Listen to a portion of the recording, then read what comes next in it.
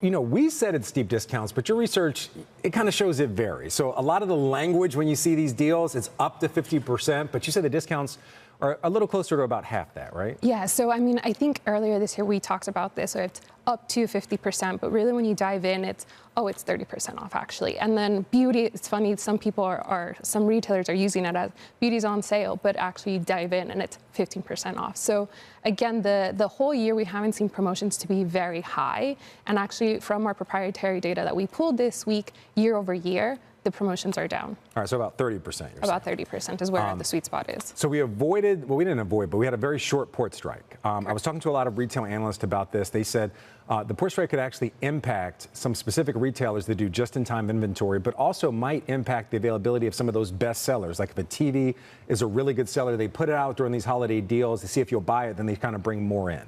What are we looking at when it comes to availability? Is the strike 3 days? It was only 3-4 days, but does that have an impact on what we're going to see on the shelves this holiday season? We're not necessarily believe it will, just because I've been very impressed with retail this year, the way they've been running. So we knew those strikes could happen. And because the consumer is spacing out the way that they're spending, these retailers have known that. And so they've had a lot of the product come in and they've well planned it. So we do think that they're well positioned and we should be fine with inventory. All right. Some analysts I talked to, they named a couple stocks, Abercrombie and Fitch, the Gap, one that we talked about yesterday, actually. Also the dollar stores that do more of that just-in-time inventory.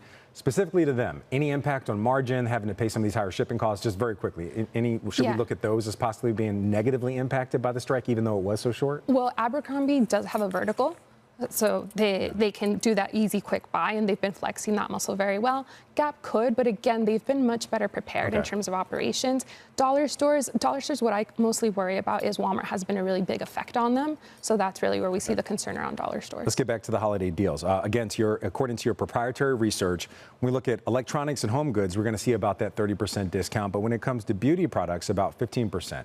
What does that say about the holiday consumer? What does that say about these retailers? So in terms of electronics, we've had electronics and home, because those categories haven't been moving, the consumer hasn't wanted to spend on that, rightfully so.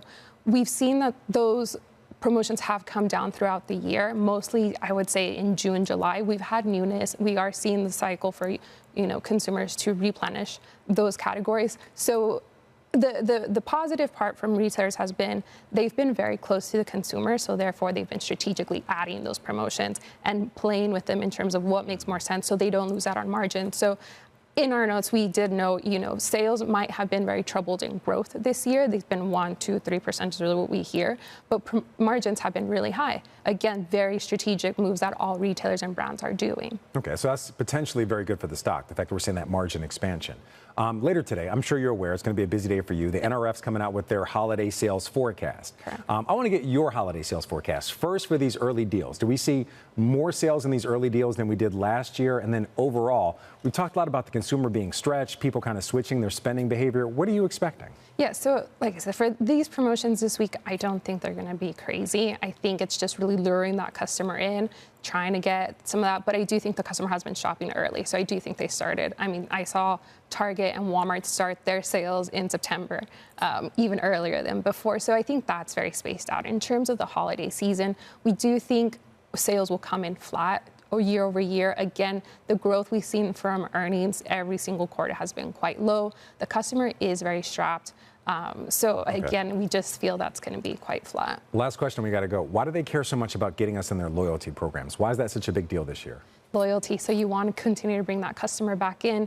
Target's, I thought, was very interesting because, as we noted, the promotions weren't necessarily what they were luring in. Home essentials, which is a replenishment category, as well as beauty, another replenishment category, they weren't offering promotions. They were offering you gift cards. So if you spend X amount, we give you $10 of gift card. You can bring that back. Same thing with members platforms. You'll have the customer back in your door.